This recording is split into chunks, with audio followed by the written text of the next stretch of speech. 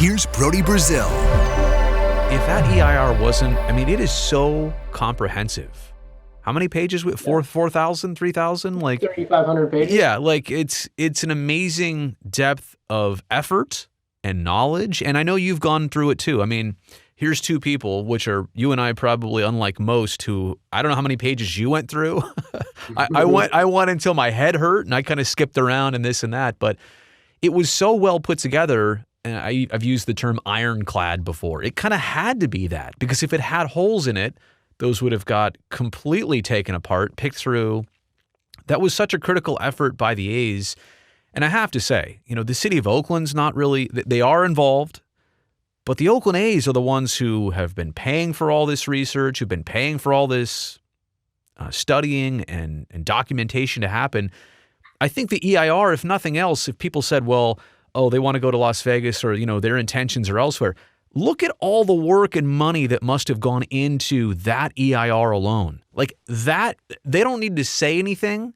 That proof is in the effort and in that document right there. So I just want to say, I think that when they put that out and when it became clear that this was going to get voted on and it was going to go well, and obviously it did, that's why it was such a huge deal, because that could have been one of the biggest roadblocks. Two reasons. If the site were not feasible, or it had nuclear waste that we didn't know about somewhere on it. So number one, that's going to all go through in the right way. But number two, that it was prepared in such that you can see the effort and you can see the thoughtfulness behind it.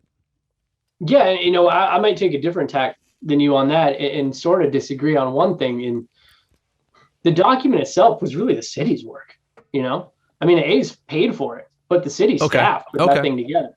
And so while I agree with this sentiment, I would take that and just twist it a little bit and just say, that's proof the city wants to keep the A's. Okay. You know what I mean? Okay. Like the A's worked really, really hard too to get that thing done, but the city did it. Right. So I see it as proof of both things. I see it as proof that this isn't just some sham thing that the A's, like you hear that all the time, they want to go to Vegas, they're just spinning their wheels just so they can get permission to go. That's not happening. The A's have invested.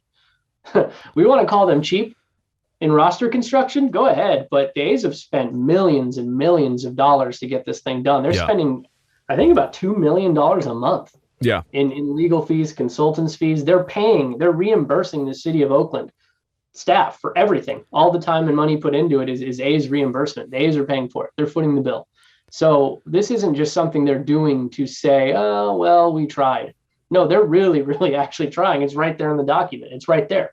And yeah, it has to be ironclad, because there's a lot of really smart lawyers here that are going to find holes in that thing still. And there will be lawsuits. Yeah. They're coming, guaranteed. So what's going to happen next is definitely the window just opened. There's 30 days for lawsuits to come, and they will come. Yeah. And I don't want everyone to panic with every lawsuit headline they see, because that's just what happens in projects like this. Right. Right. But here, to me, it's not the EIR that proves the A's were actually trying to stay.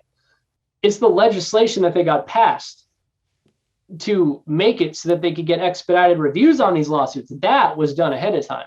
And that was smart by the A's. They actually get streamlined reviews on all these lawsuits. They have to be settled within 270 days. Right. So again, by the end of the year.